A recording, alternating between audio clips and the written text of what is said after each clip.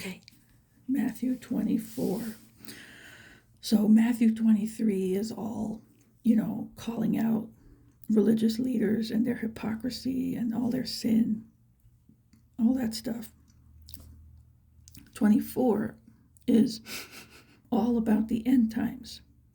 And then 25 is some of it relates to the end times, and then they're just certain lessons and parables. So again, I'm going to do each chapter as a separate video because there's enough material here that's going to take a while. Okay. Some of these notes, I made a lot of notes, and some of them are for tomorrow's stuff. That's going to be good. Okay, Matthew 24. Then Jesus went out and departed from the temple, and his disciples came up to show him the buildings of the temple. And Jesus said to him, "Do you not see all these things? Assuredly I say to you, not one stone shall be left here upon another that shall not be thrown down." Okay, now that's the prophecy that, relates to the other thing in the last video. And this was fulfilled in 70 AD when the Roman Empire, because they were under captivity by the Roman Empire at the time, back then. And in 70 AD, the Roman Empire came down upon all of Israel and Jerusalem and surrounded them and did all this damage, and this happened where the temple was destroyed, all that stuff. So that was fulfilled. And then some people try to say that all of this was fulfilled back then, but that's not true. And I'll get to that as I go along. And some of it is what's called a dual prophecy, D-U-A-L, like double, it applies to a time then, and it applies to a time in the future. So it's likely that this happens again, but, we'll see. Okay, 3. Now, as he sat on the temple of... okay, start again. Now, as he sat on the Mount of Olives, the disciples came to him privately, saying, "Tell us, when will these things be? And what will be the sign of your coming and of the end of the age?" So they already knew, they had already been informed that this all goes together somehow. See, when will these things be? And what will be the sign of your coming? So his return and the end of the age, because it all goes together. And, they thought this would all be at the same time. But again, it could happen again. But this was then, and this is later. Okay, 4. And Jesus answered and said to them, "Take heed that no one deceives you, for many will come in my name, saying, 'I am the Christ,' and will deceive many." So false messiahs, okay? And we've had different levels of that and different types of that all along, any of these false prophets that get, a cult following and stuff. And they had false messiahs back then who tried to do a little revolt and regain things from the Romans. And they had a lot of things, okay? So, I would say this is a blanket covering for all of it. Don't be deceived by any of them, okay? All right. 6. And you will hear of wars and rumors of wars. Oh, and by the way, the first warning is deception. Take heed that no one deceives you. They will deceive many. Okay, so deception is the first thing in the end times we have to beware of. All right? Okay, and you will hear of wars and rumors of wars. So some of them are real wars, and some of them are just rumors of wars. And sometimes it's because there is a war far away and you hear a rumor about it. Sometimes it's because it's all just talk, okay, just for scare tactics. So rumors of wars. All right, See that you are not troubled, for all these things must come to pass, but the end is not yet. So seeing that doesn't mean the end is here now, okay? All right. 7. For nation will rise against nation and kingdom against kingdom. Okay, now here in the original language, it refers more to ethnicities, like race will rise up against race, okay? And we've seen that and over the last 5+ years more than before. So, all right. And we're seeing all these things now because now is the time. And there will be famines, pestilences. Dun, dun, dun. Okay, that's all I'm going to say. And earthquakes in various places. All these are the beginning of sorrows. Okay, so now earthquakes. Earthquakes have been on an uptick. I mean, yeah, for a while, but okay, I'm going to get out the whiteboard for this. I'll come right back. So I left off right here. This is just a quick note.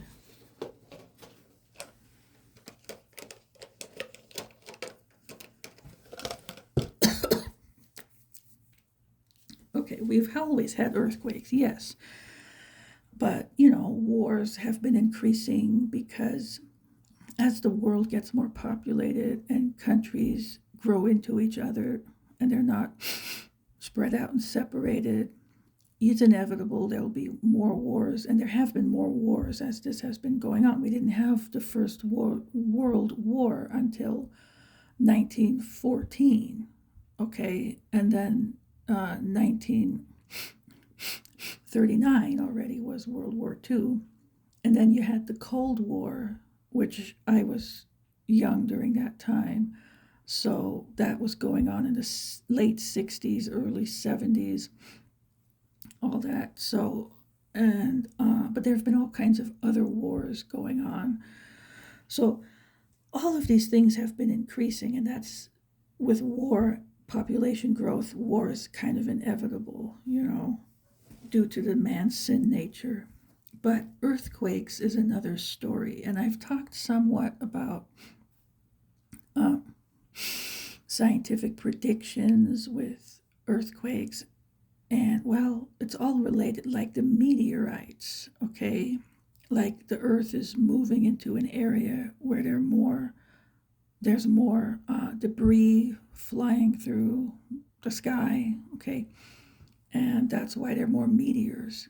They're always talking about another asteroid could hit the Earth, that kind of thing. So anyway, that's one of the things. And this happens to be connected to earthquakes and volcanic activity. It somehow has a connection to the inner workings of the planet. The all that, like lava and crust and all that stuff. So that gets the volcanoes going, and that makes earthquakes more active. So they're related, and it's all coming together. In fact, earthquakes have been increasing exponentially. So I'll show you, if you're not familiar with this stuff. Like here is something that starts to increase, and then it starts to increase more and more and more. And like the rate of increase is increasing. So this is exponential growth, okay? It goes starts like this, and just all of a sudden it gets,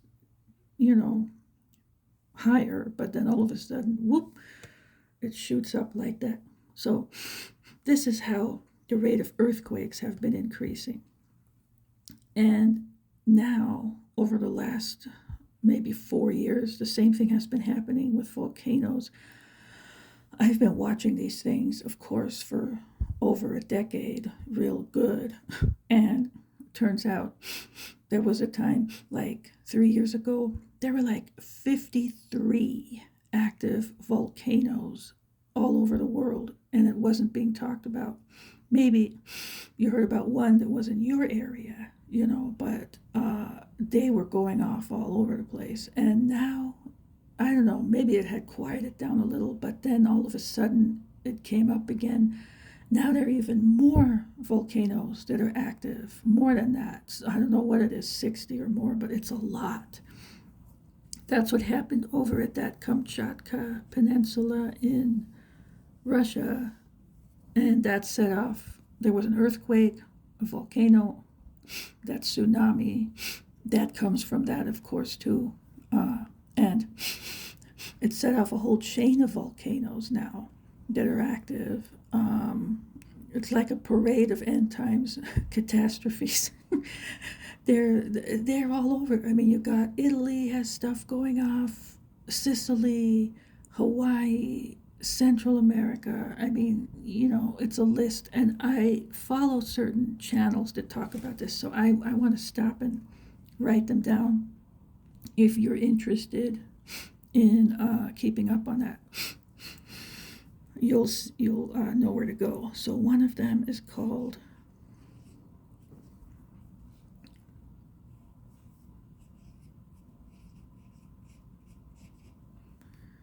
the Earth Master. So I don't know what he's trying to say there. He's not the master, but okay. But this is a good one and I'm not promoting any of I don't know what they're into belief-wise, okay? They're just more scientific, and they report on, like, that kind of information, earthquakes, natural disasters of all kinds, okay? So that's all I'm recommending here. I have nothing to say about what they believe. Okay, and then we have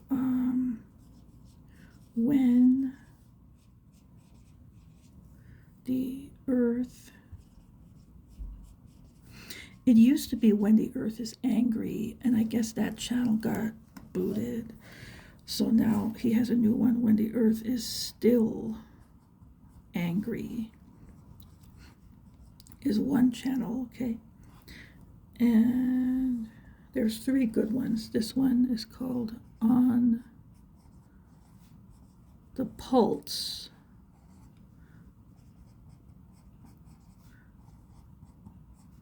With Silky, and this is a lady from Germany, and I guess she works with scientists, and she gets a lot of information. I think she does research with them or whatever, and then she does a channel talking about all the information she's aware of. And anyway, it's pretty interesting. So these 3 talk about that they keep up on natural disasters, any earthquake catastrophes, volcanoes, floods, sometimes fires, any of it, okay?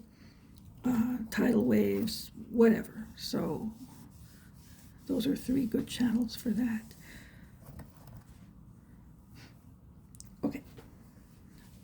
And again, if you didn't write it all down, just rewind, pause it, write it down, and then hit play again. Some people might be here the first time, I don't know. Okay, so back to this. So I got to the sorrows. Now I'm going to jump right back in.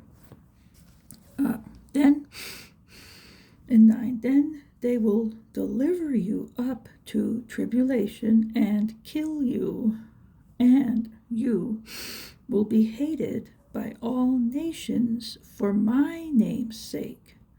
Okay, so that spells out persecution of the church in the end times.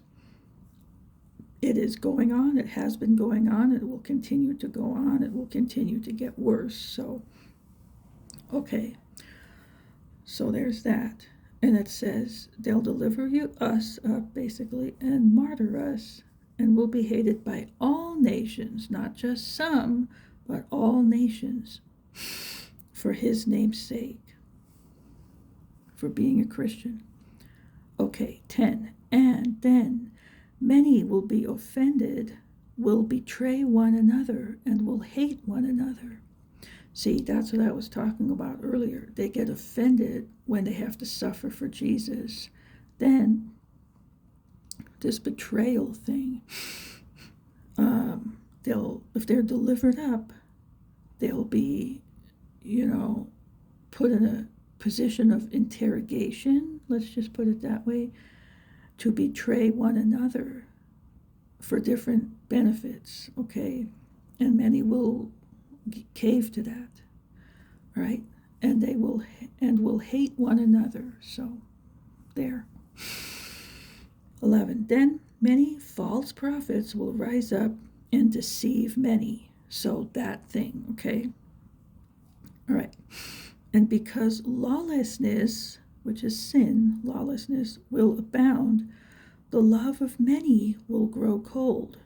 Okay, so that's interesting. We've seen this, but it's also putting the cause as because of like sin. So that's interesting.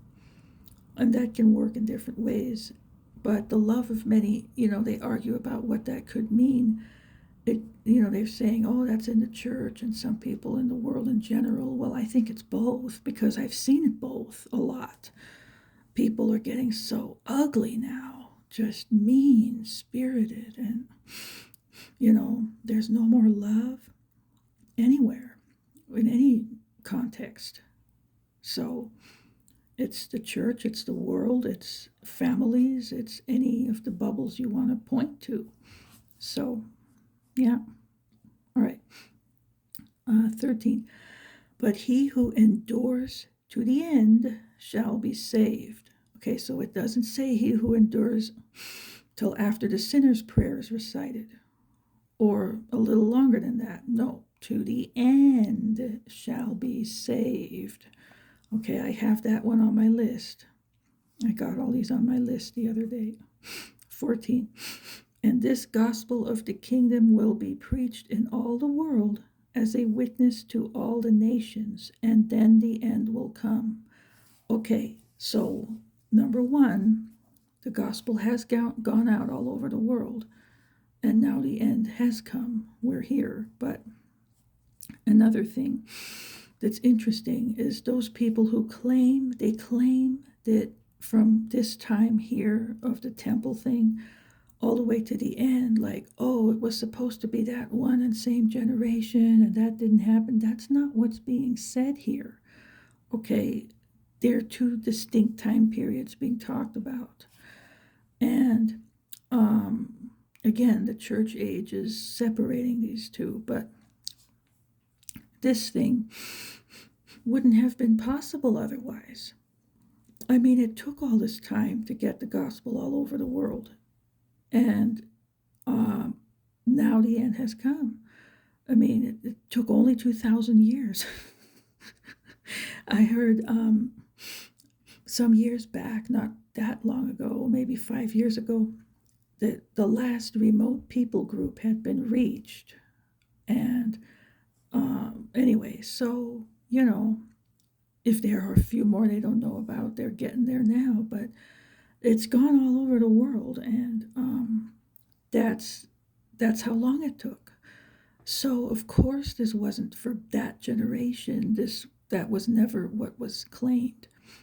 And now we're at that time. The end is here, and the gospel has gone out all over the world. And yeah, so that's it. 15. Therefore, when you see, okay, here's another one. When you see the abomination of desolation spoken of by Daniel the prophet standing in the holy place, whoever reads, let him understand. And then it goes on, and I'll pick that up. I'll read this again. But a lot of these, preterists that think all this happened already, they claim that this was that time that happened. I think it was 200 BC when there was something done by the Greeks when they were invading. This all goes back to Daniel with those animals that represent empires. Well, the Greeks were there for a while.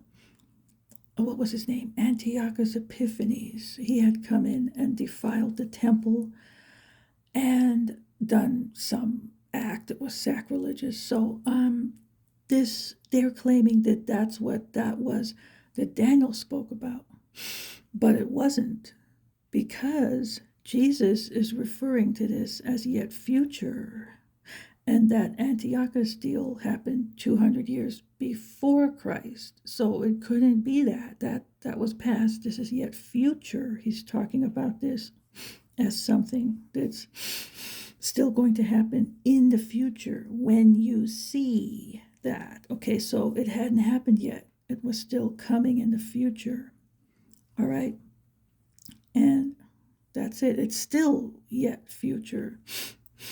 And they are right in the middle of all this third temple stuff. So once it's there, all the stuff's going to hit the fan. Okay. I don't want to go down that list now, but this is one of the things that happens. And this is another thing. You could call an echo or a dual prophecy. Sometimes it's even more than twice. It can happen. It's like it cycles around again. That happened then. It's happening again in the end. It might have happened a few other times, but this, he's referring to this time yet future. Okay, that didn't happen with the second temple, but it's going to happen with the third. It's yet future. Okay, so that's another refutation of preterism that claims all this stuff already happened, and well, then we'd be in kingdom now. This is not heaven. This is not the kingdom of heaven. This is not, definitely not, the millennium. They have a very low view of that, if that's what they think. And some of them think these things like, oh, the 1,000-year reign already. Well, I mean, what a low standard they must have had for it. And for now, I mean, no, it hasn't happened yet, but that is so just false. It's unbelievable how anybody could believe that. I mean, really, I don't know. It's just unbelievable. Okay. So, the abomination of desolation spoken of by Daniel the prophet, standing in the holy place. So, the Holy of Holies that they'll rebuild, which is for them, okay? Therefore, when you see when it happens, whoever reads, let him understand. Then let those who are in Judea flee to the mountains. Okay, so yes, they did flee in 70 AD, but they're going to have to flee again.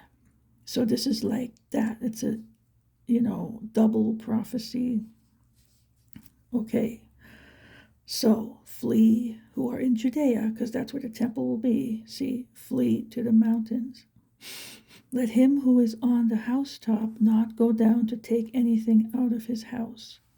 They used to, on their roofs, have sort of like a balcony deal, all right, and get the breeze. So that's what that is. So don't even go back in, just run, is what that says. All right, 18. And let him who is in the field not go back to get his clothes. Okay, so I don't know what's going to happen, but it sounds pretty serious. Like, just run for your life, basically. All right. 19. But woe to those who are pregnant and to those who are nursing babies in those days. Yeah, in those days. And I would even say these days.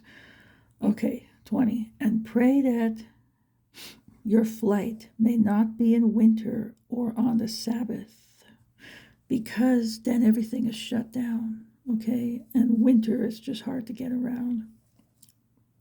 If you need to escape, that's a bad time. All right, 21. 4. Then there will be great tribulation, such as has not been since the beginning of the world until this time. No, nor ever shall be.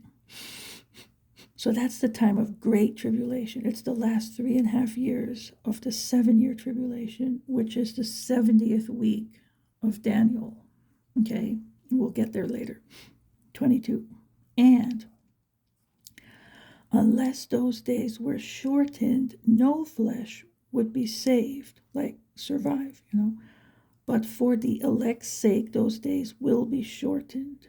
Okay, so, there's a lot of debate about that, but, who is being referred to here? They're different groups. So, anyway, 23. None of them are in the Reformed group. Just to say. I had to throw that in there. Okay, 23. Then, if anyone says to you, look, here is the Christ, or there, do not believe it. For false Christs and false prophets will rise and show great signs and wonders to deceive, if possible, even the elect. See, I have told you beforehand.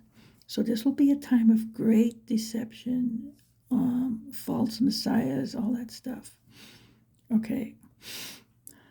All right. 26. Therefore, if they say to you, look, he is in the desert, do not go out, or look, he is in the inner rooms, do not believe it. 4. Okay. Now, there are things going on with technology now that they can project something and make it look like that's really happening. They could make it look like somebody is returning from heaven and make it look very real. They can project things that, looks miraculous, all kinds of things. They have the technology to do this now. So just don't believe anything, okay? If you know the Bible, you know what'll happen, and you'll know it when you see it. So that's all I can say here. 27. For as the lightning comes from the east and flashes to the west, so also will the coming of the Son of Man be. And I mean, his return is in the sky, but you're going to know it. So, all right. 28. For wherever the carcass is, there the eagles will be gathered together. All right. And some say this is dealing with the rapture. It's kind of funny terminology, but anyway, and it is at the end.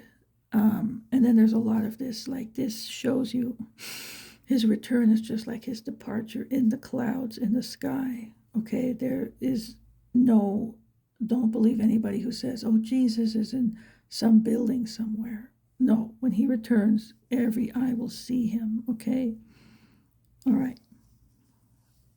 So there's that. Now, 29. Immediately after the tribulation of those days, the sun will be darkened, and the moon will not give its light. The stars will fall from heaven, and the powers of the heavens will be shaken. Okay, so here we see the same thing that's in Revelation, and the tribulation of those days. Okay, after that, so at the end, this happens, the sun goes black and the moon goes red.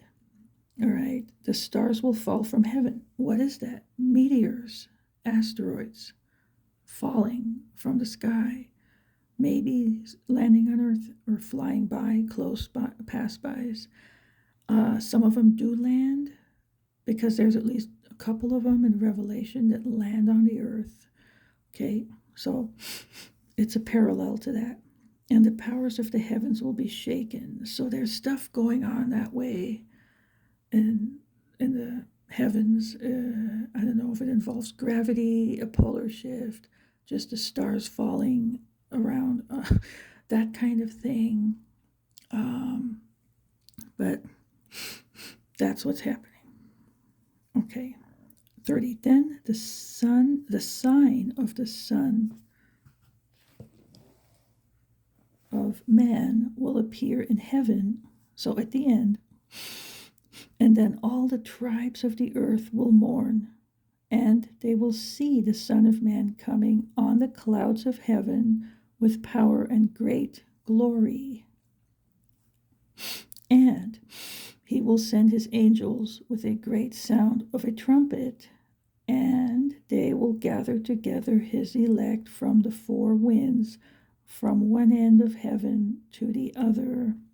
This is the rapture, okay, at his return at the end of the tribulation. And I did a video on that, about the seventh trumpet, the last trumpet, and all the Bible verses that line up with that's when the rapture happens. So if you haven't watched that yet, go see. It's titled like that, so you'll find it. Okay. 32. Now, learn this parable from the fig tree. When its branch has already become tender and puts forth leaves, you know that summer is near.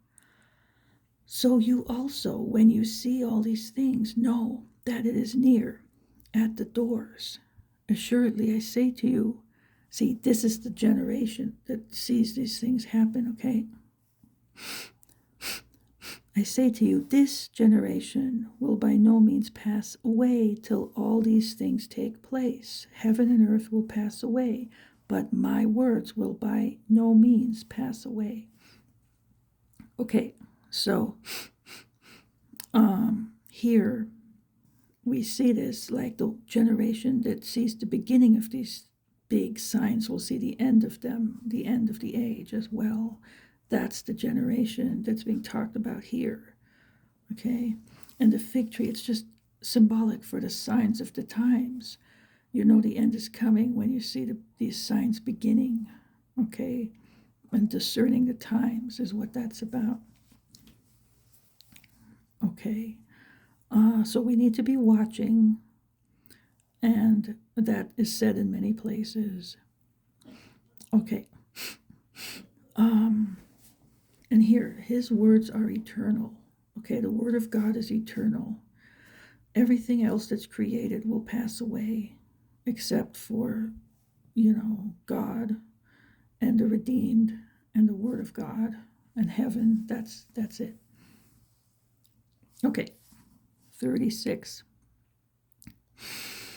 But of that day and hour no one knows, not even the angels of heaven, but my Father only. Okay, so tell me, why? Okay, bonus question. Why are there so many, you know, claiming to be prophets on YouTube that have some date set that's when the rapture is going to come? Because they don't know, it's later, but whatever, they think that's when the time is, and they make all these estimates, and they had a dream, and God told them that it's going to be this date in September or October and this and that, and they're so sure it's going to be that day, and then the day comes and goes without anything happening. Everybody's still sitting in their easy chairs after that. So they're false prophets, and that's it. And they listen to them, they flock to them, and they call it hopium, like opium, but hope. Like they're just giving them false hope to keep them happy. And it's too bad, and if they would just read this verse, they'd know, well, if no one knows the day or the hour, how can these people think they know and claim to know? They don't know, and they're proven wrong every time. And, there is, again, we can estimate when we see things, it can't be too much further off, but we don't know the day, okay? And so many people have been disillusioned by hanging on these hopes, and then they think they'll be raptured, and then they're not, and they get, their hopes are dashed and come crashing down, and they get totally disillusioned, and a lot of these people are really desperate. It's just sad, and some people have their faith shipwrecked over this, okay?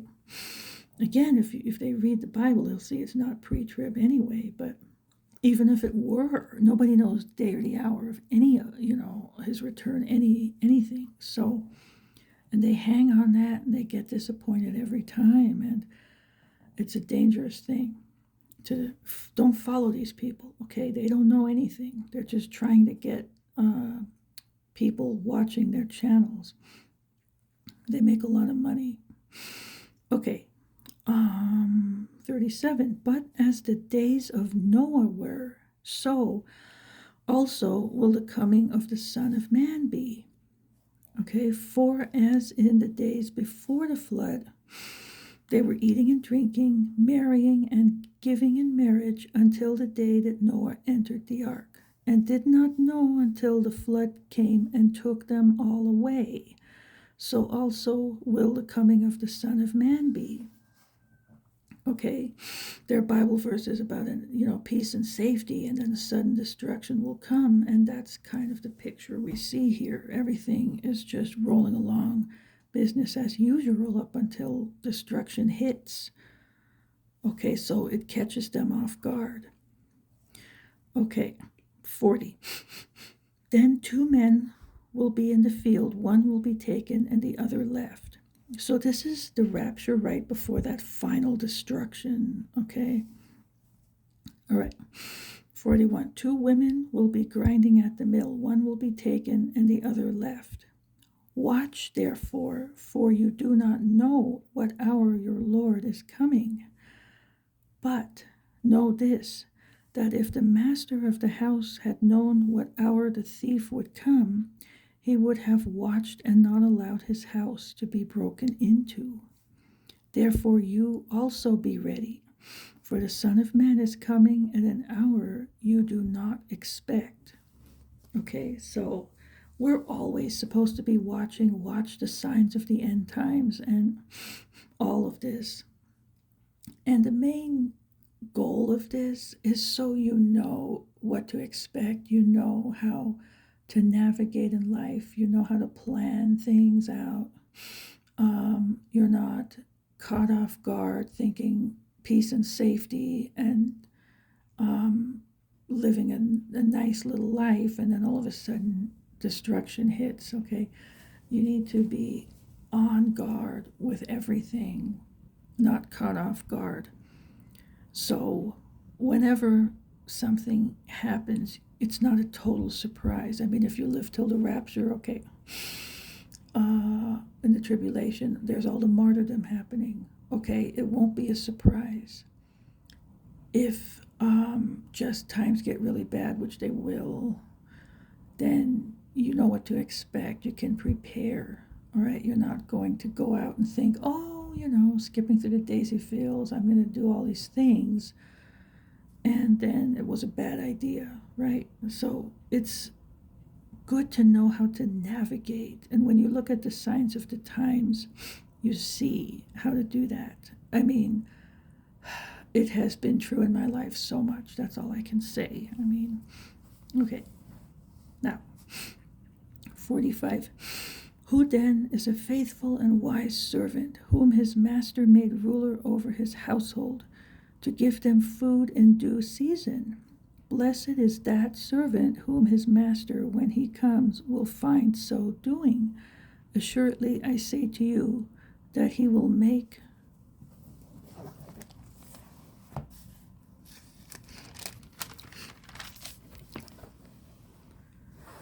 him ruler over all his goods.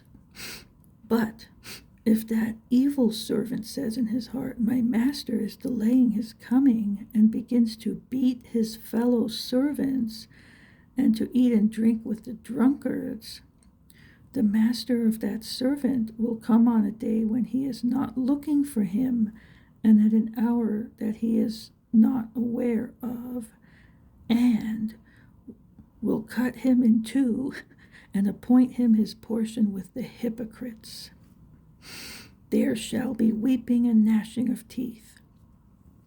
All right, so this almost sounds to me like in the church, look at the abusive pastors compared to true shepherds. So things let's just say, will happen as a result of that. Some will be punished, some will be rewarded. So, okay, so that's the idea there. And here, this thing, I mean, he comes at the same time, but it's like if you're watching, it's not a surprise. He comes as a thief in the night to those who are not watching and unprepared. That's why it seems like a surprise to them, but not to those who are truly following him. It's not a surprise to them, to us. So that distinction is made a lot in the Bible. So that's kind of the idea, the contrast here.